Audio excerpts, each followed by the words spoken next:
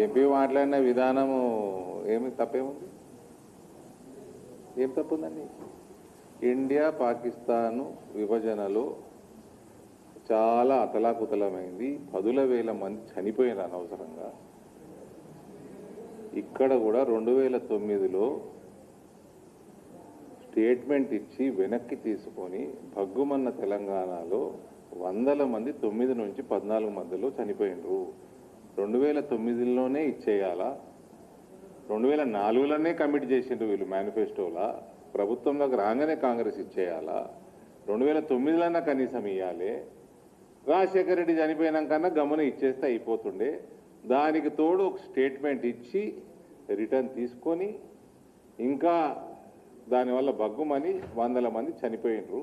ఇదంతా అనవసరము అన్నది ప్రక్రియని తప్పుపట్టిండు ఎంపీ.